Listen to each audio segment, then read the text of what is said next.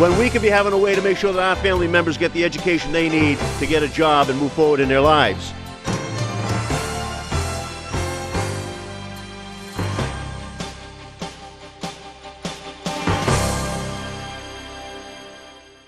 Hello, I'm John Tiereny, your congressman in the 6th District of Massachusetts, and I say that because, as you know, this year we start a new district, the same communities as last year and previously, but in addition of Billerica, Tewksbury, and parts of Andover. So I welcome those new constituents and look forward to serving you. Also, want to just tell you that every month or so we do a half-hour cable show, is the one we're doing today.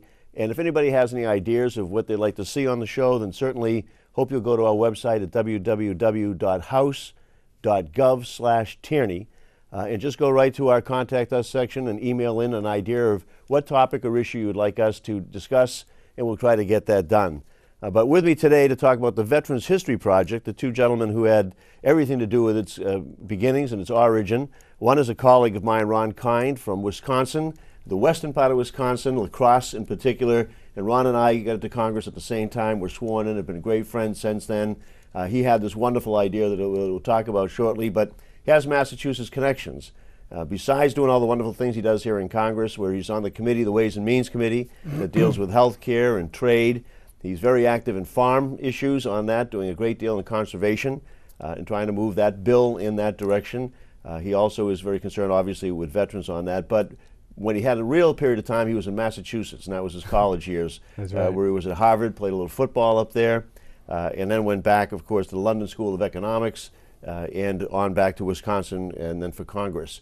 Of course, I always tell Ron if he'd been able to get to Salem State, he wouldn't have to worry with Harvard. It would have been fine. Also joining us today is Bob Patrick, who is the director of the Veterans History Project since its inception on that. But Bob had a long and storied career in the military, retired as a colonel, I believe, had been at the War College and also had been a Western Kentucky graduate on that. And then your graduate school was Virginia Military Institute, right? Exactly. That. And did that, but he had a good career in the military, did a lot of project management work and human resources work, and now is with the Veterans Project on that. And I welcome both of you. Thank you for participating in the show. And I think people, particularly those with veterans in their family, but everybody, I believe, is going to be interested in this topic. So let me start by asking the obvious question. Ron, what is the Veterans History Project? Well, first of all, congratulations on your election, John. As you mentioned, we came into Congress together. You've been a great member to serve with, a good friend. We're looking forward to serving together in the 113th, addressing the tough issues that we're facing as a nation. And somehow, some way, we got to figure out a way to come together and start accomplishing things. But I love my stay in Massachusetts. It's a great state, a great area. Of course, I played football when Doug Flutie was playing at Boston College, so guess who got all the headlines? A little more attention. This guy was 5'0". He wins the Heisman Trophy. Go figure. And had a fairly good career after that. And not a bad career after that as well. But the Veterans History Project, and with your help and with your support back in 2000, we got this legislation passed. And I think it was one of the fastest bills to work its way through Congress with bipartisan support. And it's just a very simple concept. It's reaching out to the veterans in our lives, asking them to share their stories of what it was like to serve our nation, trying to preserve an important part of American history. And what gave me the idea to move forward on it was a Father's Day weekend at the picnic table with my dad and his brother, my uncle, sitting there. My dad was Korea generation. My uncle flew bomber missions in the Pacific during the Second World War. And they started talking about their service for the first time to me. And I had two little boys at the time who were too young to understand all this. So I told them, wait a second, as I ran into the house, got the family video camera, set it up, because I wanted to record their stories for the benefit of my two boys. And I got to thinking, with all the technology that we have around us today, we should be doing this as a national project. And so I brought that back to Washington. And again, with your help and support, we got it passed. And now with Colonel Bob's leadership at the Library of Congress and the great staff they have over there, it has just taken on a whole new dimension, and I think we have over 80,000 of these stories that are recorded so far, yet many more still to go. We all have the same experience, I think, once we're fortunate enough to be in office, when people come in, and usually it's not the veteran. Usually it's a child or a grandchild who comes in and says, my grandfather, my grandmother, whatever, they served in a service-related area as a civilian or were in the service. And we know they're warranted some medals, but they don't have them. And we wondered before they get too old, can you go and get those for us? And you track them down, you get the medals, and you get the story behind the medals. Yeah. You find out some incredible stories of very heroic acts that people never spoke of. Yeah. They didn't mention it to their kids, they didn't mention it to the grandchildren, whatever, and they're embarrassed almost when you bring it up and do it. But then when they start talking about it, it's fascinating on that. So Bob, so how big has this grown, and how is it working? Well, the way we work is primarily through oral histories. And as you just said, Congressman, we sit down, we ask people to sit down with a veteran in their life and record an oral history, audio or video. Everybody's got a video camera or a recording device somewhere in their home or knows someone that does that, and have them tell about their human experience of war. We've been capturing stories from World War I all the way up through current conflict, and continue to do that across the nation. We get 100 new collections in every week. Do you really? Absolutely. Where do you put them all? Library of Congress, Big the greatest building, right? library in the world. But you know, the stories are range from World War I, World War II, all the way forward, and conflicts on that. But they also are not just combat issues on that. They're feelings. And I'm going to ask for a tape to be shown here right now. Somebody just talking about the feelings and what happened in their service in a more recent conflict of Iraq. So if we could please cue that up, and we'll just show a short segment of that. It'll give people an idea of what can be done. Diego Garcia was an interesting place. There was like I said, the island's owned by the British, and they had a bar car there called the Brit Bar, and that's where a lot of us decompressed after we flew our missions. We would get back, it would be late at night, and they would keep the bar open for us, and we would go and get plastered, because I guess that's what they did in the past, and that's what we did. And it was our way of kind of forgetting where we were for just a little while. And one time a ship came up with a bunch of Marines that were coming back from Iraq. And we were sitting there talking, and they asked what we did. Well, we're B-52 aviators. And I got the biggest bear hug from this Marine that I've ever gotten in my life. I thought he was going to break me in half, but they were so grateful for what we did, because we flew over the Marines as well and provided air cover for them, and that meant a lot to them. Probably saved a lot of their lives, and they knew it, and it was just amazing. You'd never think a Marine would do it, but he gave me a huge hug and told me thanks. And I told him thanks for what he did as well. So we had a good time that night. So, you know, it's not specifics about the mission itself, but the camaraderie, the reliance of one branch on the other, one human being to another, and the fear. You can tell, you know, the reason that they have to decompress is obviously it's very unnerving and very dangerous work that they're doing. Yeah. You could also tell from that clip that he was in a classroom. You can see the blackboard behind him. And a lot of this happens around schools where students are in video programs or history programs or both. Yeah. And we did that in Lynn one time. We had a group of youngsters in Lynn, Massachusetts with 3 World War II veterans who told stories, 2 were brothers and another gentleman, about, you know, trying to get out of Russia in the dead of winter back to the lines of the Allies on that, and that struggle back, and a woman that had carried one of them when they broke a leg. A Russian woman had picked up one of the guys and carried him literally through the snow all the way. And so stories like that, the kids were enamored, but they learned something about, you know, war is not this movie that you see with all the glory or anything like that, that there are trials, and it is hard, and it is not an option that you want to go through unless you absolutely have to on that. John, you're right. And that's one of the neat features, I think, about the project. You can do this in many different ways. You know, I was originally thinking about keeping it as simple as possible in the family setting, across the kitchen table, and just setting up the family video camera and talk to the veteran in your life and have them share their story. I mean, if I had a nickel every time a family member today comes up to me and says, geez, Ron, I wish I had sat down with grandma or grandpa or mom or dad before they passed away so we could have had this in our own family, I'd be one of the richest guys in the country. And that's why time is of the essence. We lose so many veterans every day, especially of the World War II and Korea generation. And initially, at the beginning of the project, it was a major outreach effort for that generation, understanding we were losing so many of them. And now we're kind of shifting the focus to the Vietnam era, because they're getting up there in age too. But and it's stories about time of conflict or peace, because all our veterans had a role to play, and getting all of that encompassed and stored at the Library of Congress, one of the great treasures that we have as a nation. You want to add something? You also make a good point about the intergenerational part of it. We work a lot with high schools and colleges and universities as well, having young people sit down with these veterans and have their minds open. I often say one of the great things you can do is sit an 18-year-old down and talk to a World War II veteran or Vietnam veteran and say, what were you doing when you were 18 years old? And They get a little philosophical. Exactly. That's the interesting part I thought, is they not only talk about the detail of what they went through, but they then talk about the concept of war.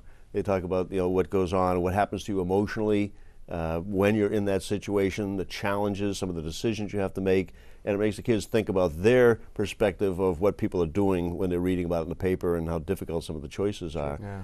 So Bob, how do you go about doing this? If I'm somebody that wants to do a project, what do I do? Well, we rely on volunteers across the country to do this. And I tell you, it's, as Ron just said, we have had a lot of families sit down with a veteran in their lives, but we use a field kit that we send out to people.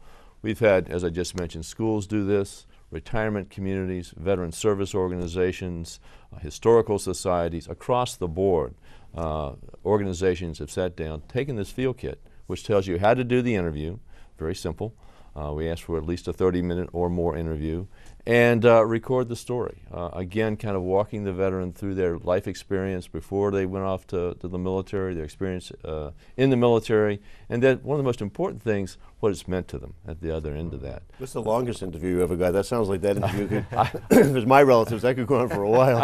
I personally have done a 4-hour interview, and it's too much information? Yeah, or is that okay? no, it was all great stuff. But as a lot of these veterans, I often tell people, you ask them, World War II veteran, where were you on December the 7th, 1941? And 45 minutes later, you ask your next question. Yeah. Because they're just so wired, they know their story, and it's a great thing to do. It's an important point. There's no right or wrong way in doing it, and the key is just to, first of all, ask the veteran to share that. And some veterans are reluctant, obviously, given the experience in that.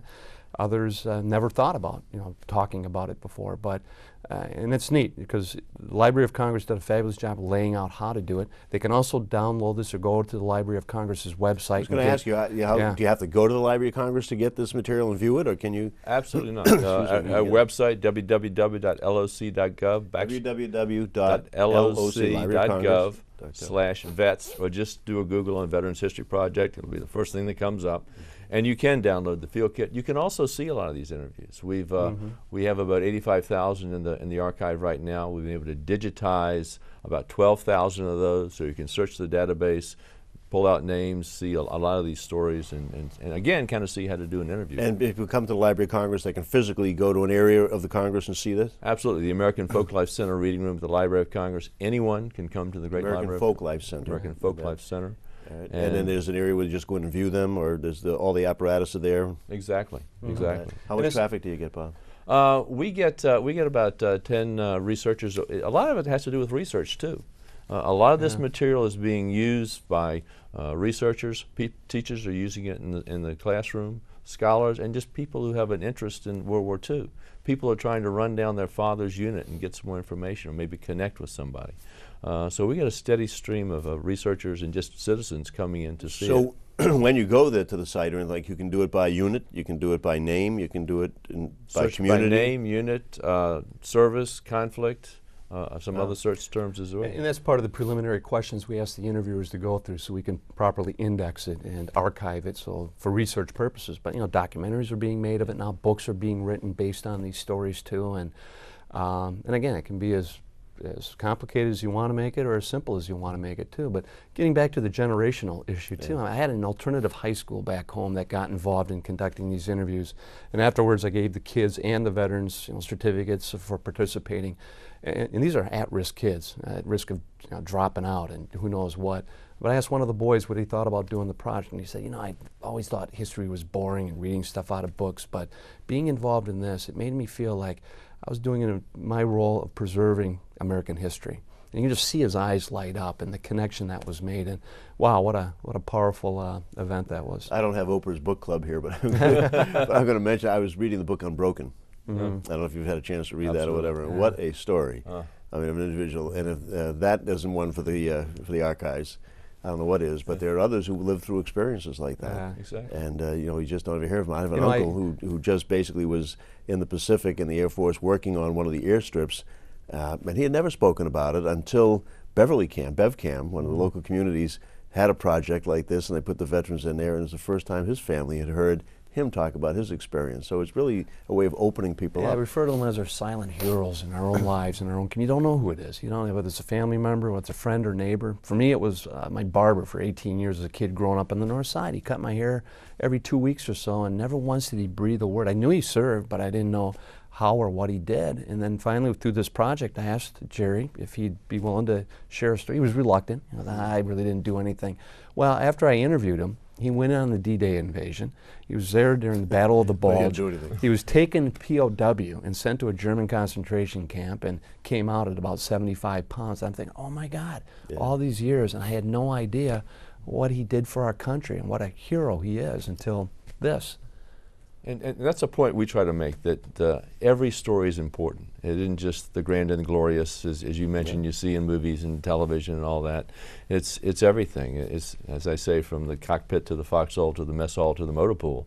They're all important stories. And Well, the interesting thing that the kids were getting out of some of the work that we've done on it is that you think you have a mundane job in the military, and you talk about it for a while and say, okay, take that function out.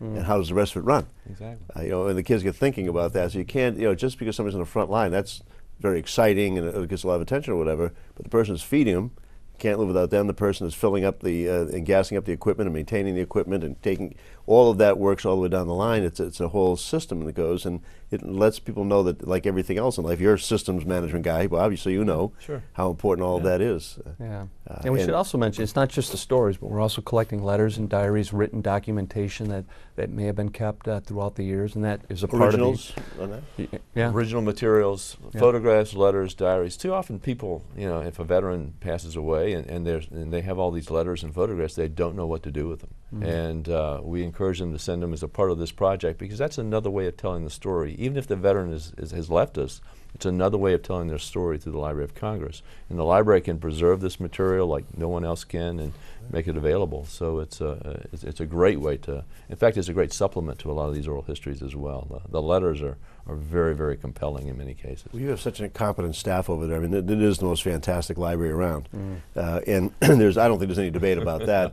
When people come down to Washington, amongst all the things that they want to see, I invariably always say to them, you have to go over and see the Library of Congress. It's a spectacular place, I think, in Washington, particularly the main library room, which they don't make them like that anymore. It is. We call it the most beautiful building in Washington. Yeah. I think that holds it's up. right on the hill. People can see it just as they're seeing the Capitol and the incredible. office buildings and go by.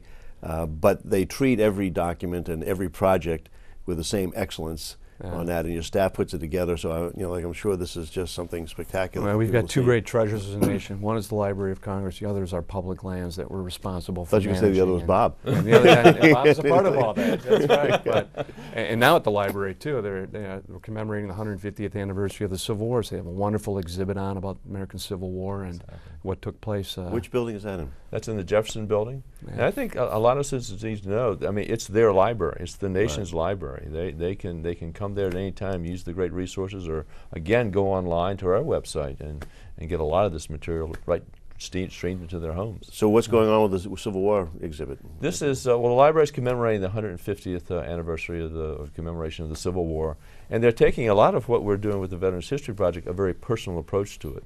A lot of the documents you'll see are the letters, a lot of the original documents themselves. I think, in fact, I know next month, January, the Gettysburg, the Emancipation Proclamation is going to be on display. Gettysburg Address is later going to be on display. So that'll be the beginning of this month in January, or the end of this month? The end of this month in January. And then there's some great map collections over there, photographs. Again, it goes on and on with what the library has, but it's going to be there for the next year. So we encourage everyone to come in and take a look at that. Let me ask you about the Veterans History Project again. There's a project that Ken Burns did. Is that any relation to this, or how is that working?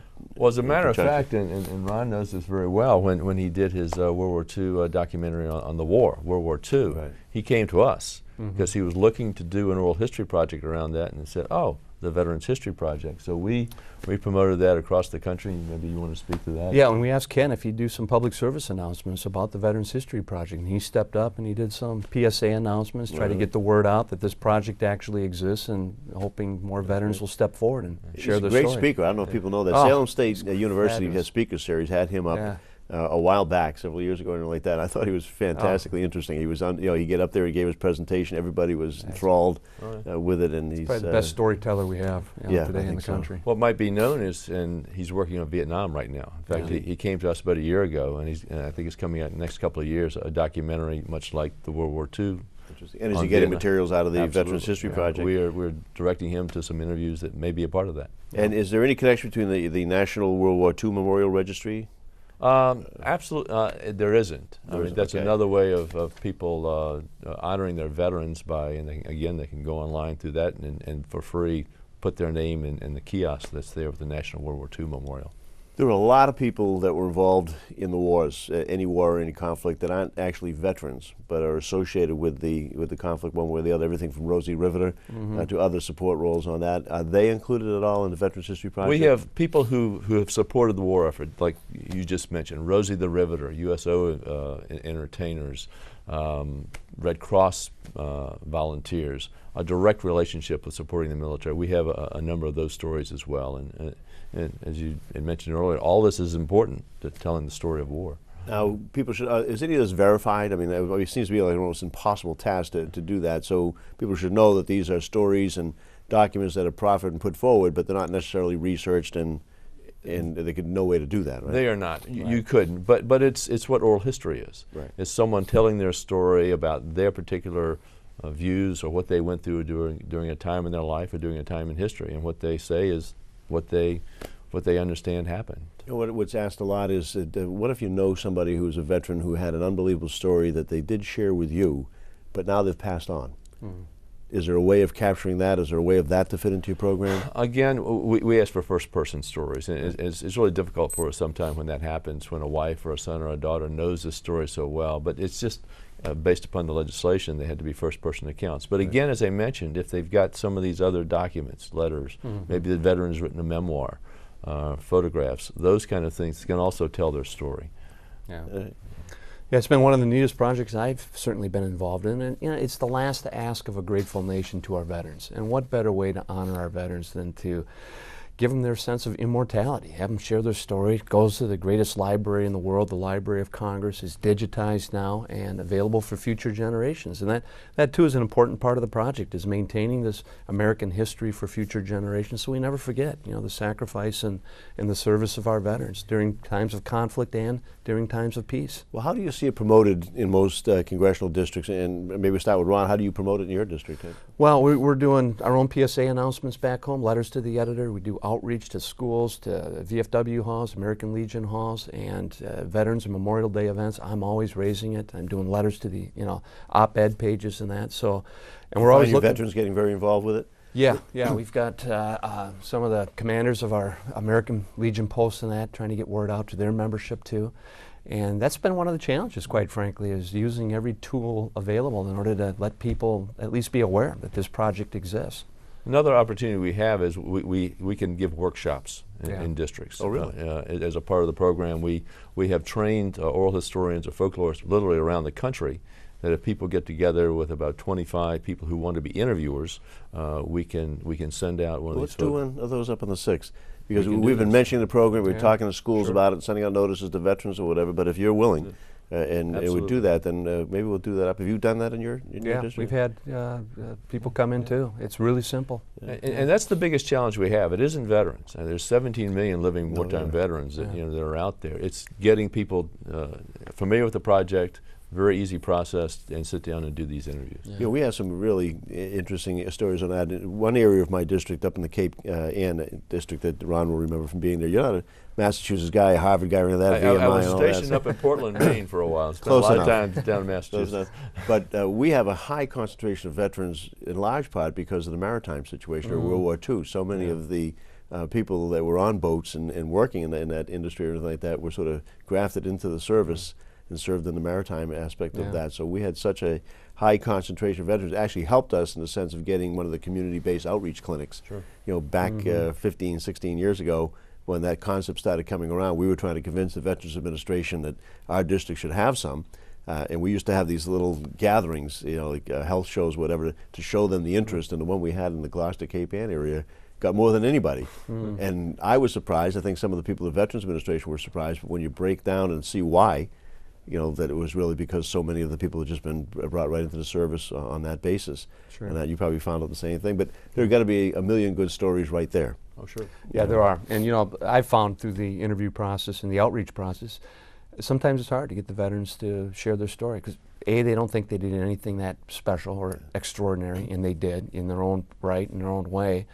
And then when you do get them to tell their story, there's always a constant theme to it. You know, they enjoyed serving the country, but more importantly, they felt a great responsibility to their colleagues who they were serving next to. No one wanted to be the weak link.